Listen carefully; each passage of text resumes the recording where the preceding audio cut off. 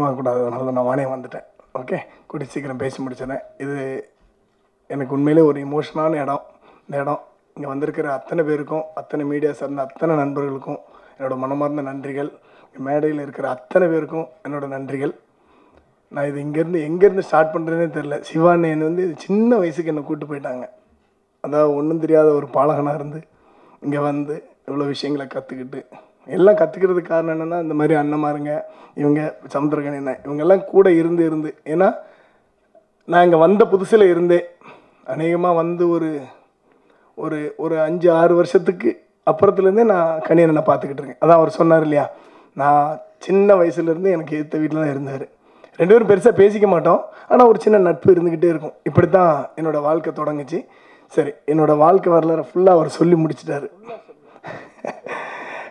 Almost cover பண்ணிட்டார் ஃபுல்லாக. ஒரு பெரிய பயோபிக் மாதிரி சொல்லி முடிச்சிட்டாரு. ரொம்ப சந்தோஷம்.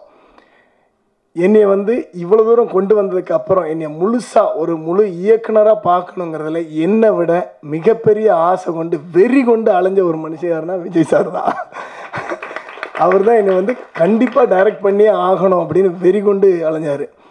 அவரோட கேரக்டர் நான் ரொம்ப ரசிப்பேன். என்ன அப்படின்னா, ஒரு சின்ன சம்பவம் சொல்லிடுறேன். என்னென்னா, ஜெயலலிதா அம்மா தவறி இருந்த நேரத்தில் அவங்கள பார்க்குறதுக்காக நாங்கள் போய்கிட்டு இருக்கிறோம். யாருக்குமே பெர்மிஷன் இல்லை, இடமே இல்லை. கூட்டம்னா கூட்டம் அலை மோதுது. எங்கள் 2 பேருக்கே போகிறதுக்கு வழி இல்லை. ஓகேங்களா, சரி, இங்கேருந்து ஃபோன் பண்ணார் போகிற வழியில், மாஸ்டர் நம்ம பாலாஜி ஆர்ஜே பாலாஜி சார் வர்றாங்க, அவங்களே அவங்க ஃபேமிலியை பிக்கப் பண்ணிக்கலாம். சரி சார் சீக்கிரம் போனால் தான் வர முடியும் சார், இல்லைன்னா வர முடியாது. சரி, போகிற வழியில் அவங்கள பிக்கப் பண்ணிக்கிட்டோம். அதுக்கப்புறம் போகிற வழியில் ஃபோன் பண்ணார், ஜெயம் ராஜா சார் வர்றேங்கிறார் மாஸ்டர், அவரையும் பிக்கப் பண்ணிக்கலாம். சார் நம்ம போனால் திரும்பியே வர முடியாது சார். சரி, பிக்கப் பண்ணிக்கலாம், அவரையும் பிக்கப் பண்ணிக்கிட்டோம். இப்படி ஒரு கூட்டமாக உள்ளே போகிறோம். உள்ளே போய்கிட்டு இருக்கோம். இவர் கூப்பிட்டதெல்லாம் யார், அவங்க கேட்டது, நான் வர்றேன்னு கேட்டதுனால ஓகே. திடீர்னு போய்கிட்டு இருக்கோம். ஒரே தள்ளு முள்ளு, நடுவில் தள்ளி கிள்ளி ஏதோ ஒரு பக்கம் அப்படி போகலான்னு பார்த்தா இவர் பின்னாடி யாரோ ஒரு ஆளை பிடிச்சிக்கிட்டு நிற்கிறாங்க. யாருன்னு பார்த்தா ஒரு 45-50 வயசு ஒரு லேடி. சரி, இது யார் சார்? நான் யாருன்னே தெரில மாஸ்டர், பார்க்கணுன்னாங்க கூட்டிகிட்டு வந்துட்டேன். இப்படி ஒரு கேரக்டர் நான் பார்த்து ஷாக்கு. சார் நம்மளே முதுகில் நான் அடி வாங்கிட்டு நிற்கிறோம், போலீஸ் அடிக்கிறாங்க, என்ன ஏதுன்னு தெரில, ஒரு பக்கம் இழுத்துக்கிட்டு நிற்கிறோம். அவங்க யாருன்னே தெரில. ஒரு அம்மா இல்லை மாஸ்டர், அவங்க ஹஸ்பண்ட் ஏதோ தொலைஞ்சிட்டாங்களா, நம்ம ஏதாவது ஹெல்ப் பண்ணுவோம். இதில் ஜெயம் ராஜா சார் காணாமல் போயிட்டார் இந்த கூட்டத்தில். அவரு காணாமல் போயிட்டாரு, அவரு தேடாம விட்டா. இப்போ கடைசியில் சரி இந்த அம்மாவையும் கூட்டு போய் காட்டி நாங்கள்லாம் வீட்டுக்கு வந்து சேர்ந்துட்டோம். வந்து சேர்ந்ததுக்கப்புறம் ஜெயம் ராஜா சார், எப்பா எல்லாரும் எங்கப்பா இருக்கிறீங்க? அதாவது ஒரு பயங்கர ஃபன்னு. ஸோ இப்படி தெரியாத ஆளுங்களுக்கே அவ்வளோ உதவி பண்ணணும்னு நினைக்கிறவர். அவர் கூட இருக்கிற எனக்கு வந்து என்னை முழுசாக இயக்குனராக்கணும். நான் ஏன் அதை சொன்னேன்னா, வெறி கொண்டு அலைஞ்சது என்னென்னா, என்னோட முதல் படம் நான் அவர்கிட்ட என்னை விஜயனை வந்து அவர்கிட்ட அறிமுகப்படுத்தின அந்த தலைவா படத்தில் இருந்தே, உங்களுக்குள்ளே ஒரு டைரக்டர் இருக்கிறாங்க அப்படின்னு. ஏங்க நான் சண்டே இயக்குனர் தாங்க, அதனால் அந்த சண்டையை எடுத்துகிட்டு நீங்கள் சொல்ல இயக்குனர்னு சொல்கிறீங்க அப்படின்னு சொல்லிக்கிட்டு இருந்தேன். அன்னையிலேருந்தே அவர் வெறி கொண்டு என்னை வந்து துரத்தி படம் பண்ணணும்னு சொல்லி ஒரு கதை சொல்லி அந்த கதையை பெருசாக்கி இவ்வளோ பெரிய இடத்துக்கு என்னை கொண்டு வந்து நிப்பாட்டியிருக்காரு. அதுக்காக நன்றி சார், நன்றி, தேங்க்யூ வெரி மச். அது இல்லாமல் தன்னோட படைப்பை நமக்கு நிறைய பேர் தெரியும் சார். நிறைய பேர் அவங்க தொழிலில் இன்னொருத்தன் உள்ள கால் வைக்கும்போது எத்தனை பேர் காலை இழுத்து விடுவாங்க, எத்தனை பேர் தள்ளி விடுவாங்க, எத்தனை பேர் தூக்கி விடுவாங்க அப்படிங்கிறது சமூகத்தில் உள்ள நிறைய பேருக்கு தெரியும். பட்டு தான் தொழிலில் இவர் ஒருத்தர் வரணும் அப்படின்னு நினைக்கிற ஒரு நல்ல மனசு வந்ததுக்கப்புறம் படத்தினுடைய ஃபஸ்ட்டு காப்பி பார்த்தாரு. ஃபஸ்ட்டு காப்பி பார்த்துட்டு அவர் சொன்னதான் உண்மை. கண்கலங்கி எந்திரிச்சு நின்று, மாஸ்டர் என்னால் கூட இந்த படத்தை இப்படி டைரக்ட் பண்ண முடியாதுன்னு ஒருத்தர் சொன்னார். மனப்பூர்வமாக சொன்னார். அப்படி நான் நெகிழ்ந்து போயிட்டேன். என்னடி இப்படி இவ்வளோ பெரிய டைரக்டரு இப்படி சொல்கிறாருன்னு. So thank you sir. இந்த படம் ஃபுல்லாக இருந்து எல்லாரையும் ஆர்கனைஸ் பண்ணி எல்லாரையும் அவர் தான் ஆர்கனைஸ் பண்ணி கொடுத்தாரு. எனக்கு பெரிய வேலையே இல்லாமல் ஆயிடுச்சு. ஏன்னா எக்ஸிக்யூட் பண்ணுறது தான், அந்த ஸ்பாட் எக்ஸிக்யூட் மட்டும்தான் பண்ணேன். மீது எல்லாத்தையும் ஆர்கனைஸ் பண்ணி கொடுத்தாரு. சாம்சிஎஸ் சார் இருக்கட்டும், பூஜா இருக்கட்டும், ரீமா மேடம், எல்லாரையும் அவர் ஆர்கனைஸ் பண்ணி கொடுத்தாரு. And thank you so much sir, thank you. அப்புறம் இந்த படத்தை இவ்வளோ பெரிய அற்புதமான ஒரு கண்டென்ட்டை போய் சொன்ன உடனே ஜி ஸ்டுடியோஸில் எடுத்து அவங்க வந்து கண்டிப்பாக இதை வந்து அவங்க சைட்லேருந்து மக்கள்கிட்ட கொண்டு போய் சேர்க்குறோன்னு சொல்லி எங்களுக்கு பெரிய உத்தரவாதம் கொடுத்து இந்த படத்துக்கு துணையாக இருந்த Saji sir and Kaushik sir, அப்புறம் அக்ஷய் சார், எல்லாருக்கும் என்னோட மனமார்ந்த நன்றிகள். அதுக்கு நடுவில் நாங்கள் இந்த படத்தை எடுத்து முடிச்சுட்டு எங்கள் அண்ணன் சமுத்திரகன் என்ன இவர் நிறைய சொல்லணும். ஏன்னா எனக்கு அதான் சொல்கிறேன், அண்ணன் இல்லை, அப்பா இல்லை, அதெல்லாம் மீறி எல்லா இடத்துலையும் இந்த ஷூட்டிங் ஸ்பாட்டில் இருந்தார். நான் எல்லா இன்டர்வியூலையும் அதான் சொல்லிக்கிட்டு இருந்தேன். ஒவ்வொரு நாளும் ஒவ்வொரு நிமிஷத்தையும் ஒரு செகண்டு கூட வேஸ்ட் பண்ணாமல் தான் சொந்த படம் எடுக்கிற மாதிரி ஃபுல்லாக பின்னாடி இருந்து இழுத்துக்கிட்டு போய் எங்களை எல்லாத்தையும் ஒன்று கூட்டி டெய்லி உட்காருங்கடா சாப்பிட்லாம் சீக்கிரம். அந்த குட்டி பசங்களை எல்லாம் இவங்கெல்லாம் என்னமோ அவர் கூட ஸ்கூல் மேட்டு மாதிரியே நடத்திட்டு போகிறது. வாங்கடா அங்கே வாங்கடா அப்படின்னு ஒரே விரட்டு, எல்லாத்தையும் விரட்டி ஒரு அன்போட அவ்வளோ நாள் எங்கள் கூட ட்ராவல் பண்ணது ரொம்ப சந்தோஷமான நேரம். இந்த படத்தை வந்து அவர் இல்லாமல் இது நடந்திருக்காது. ஏன்னா தெரியும் அவருக்கு கண்டிப்பாக டேட்டு கிடையாது. இன்றைக்கி வந்து அவ்வளோ பெரிய பிஸி, தமிழ், தெலுங்கு, மலையாளம், கன்னடம் அந்த மாதிரி நிறைய படங்களை லைனில் வச்சுக்கிட்டு இருக்கிறாரு.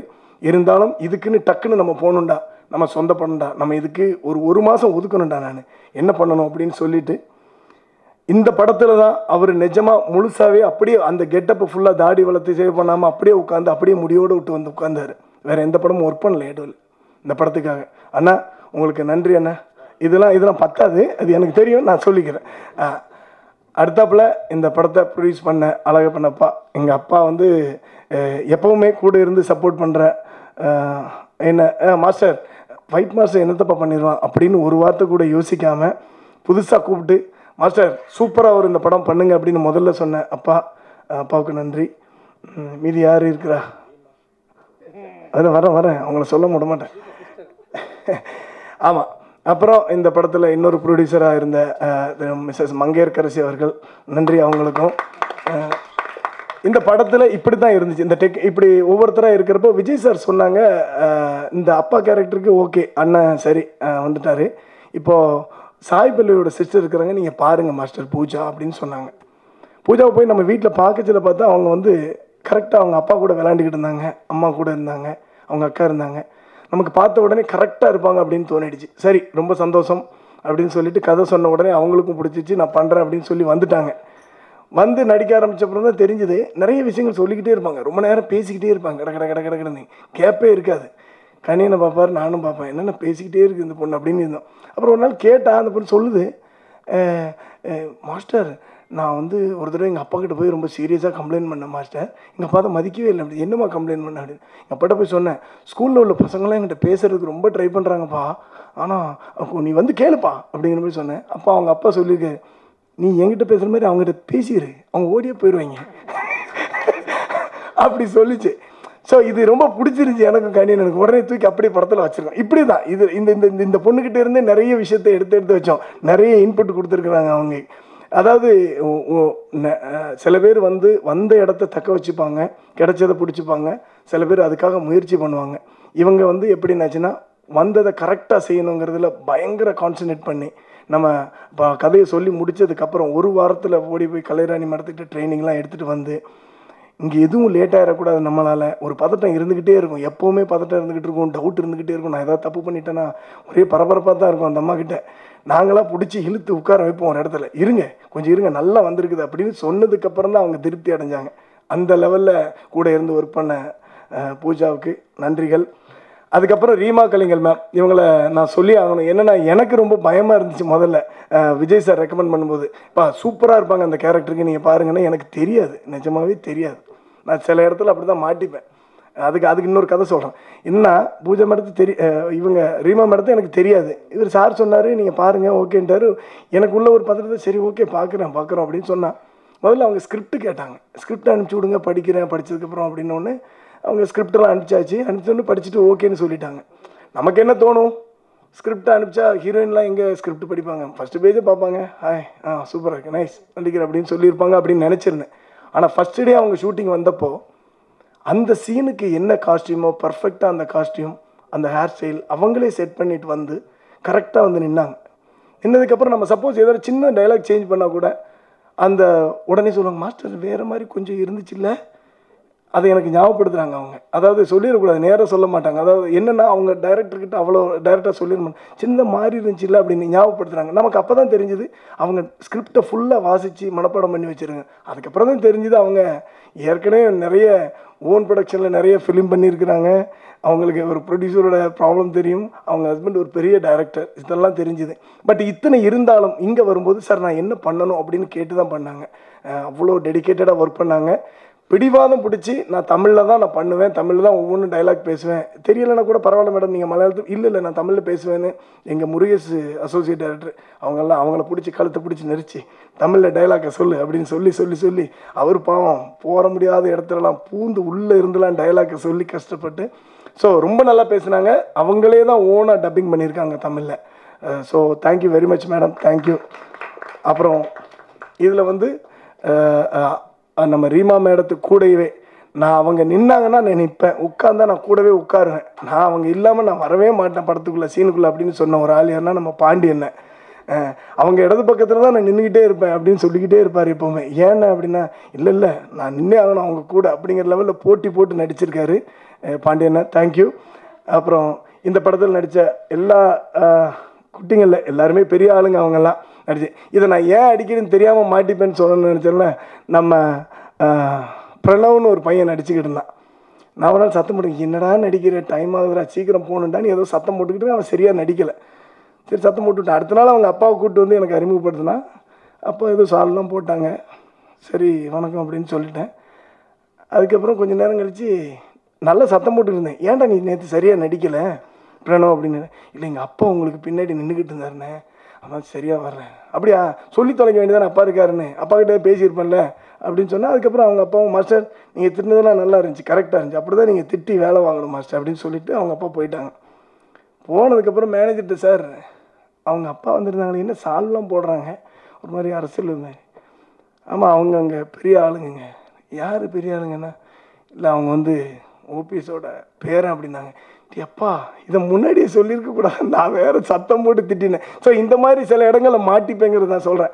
ஸோ மற்றபடி எல்லாருமே சூப்பராக நடித்தாங்க.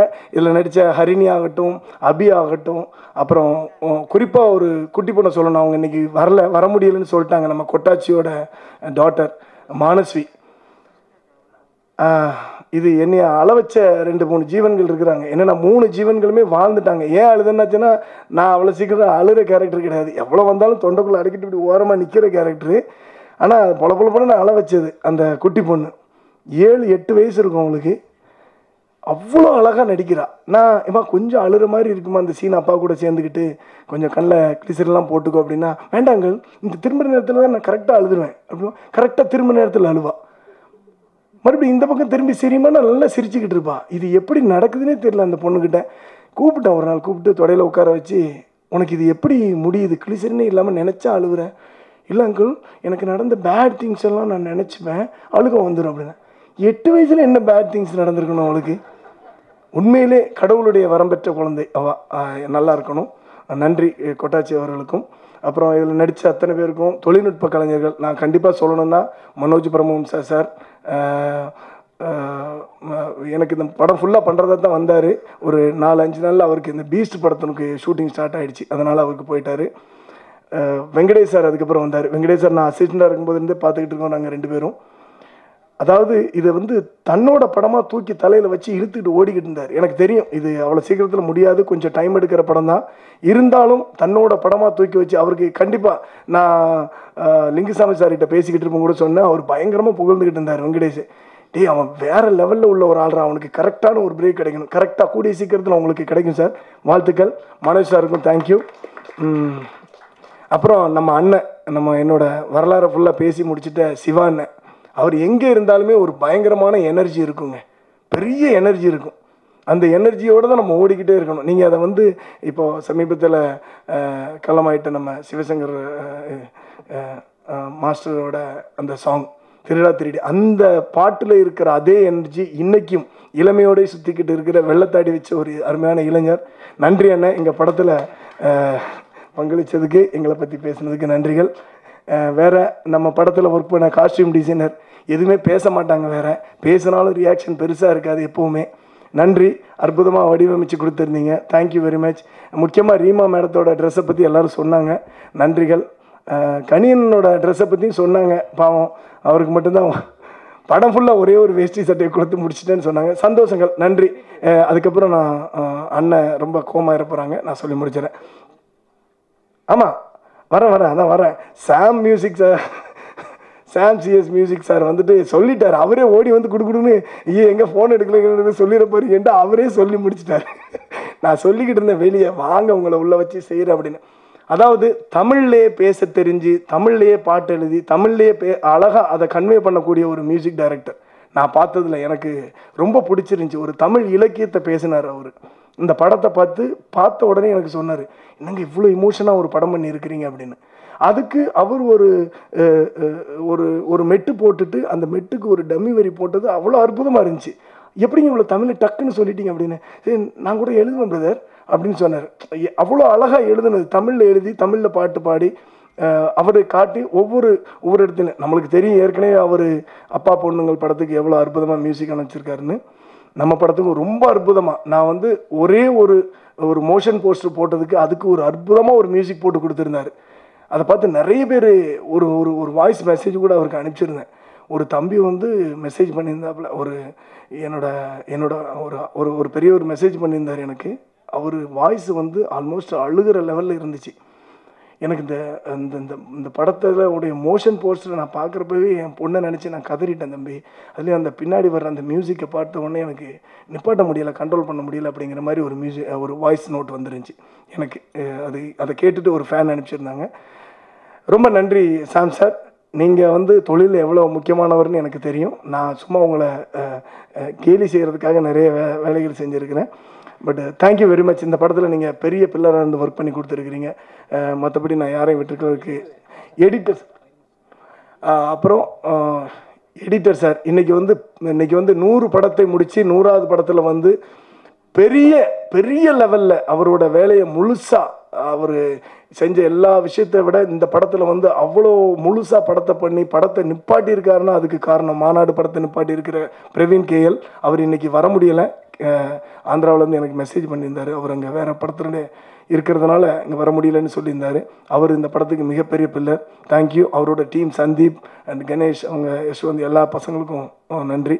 என் கூட ஒர்க் பண்ண நம்மளோட அசோசியேட் டீம் கணேஷ், நம்ம பாஸ்கர், அப்புறம் வினோ, சந்தோஷ், முருகேஷ், எல்லாருக்கும் நன்றி. அப்புறம் முக்கியமாக ஒரே ஒரு விஷயம், இந்த படத்துக்கு 2 பாட்டு எழுதியிருக்கிறது நம்ம வைரமுத்து சார். அவ்வளோ அற்புதமான வரிகளை எழுதி கொடுத்துருக்குறங்க. அவங்களுக்கு என்னோட மனமார்ந்த நன்றிகள். யாரேனும் விட்டுருந்தா எல்லாருக்கும் நன்றிகள். Thank you very much.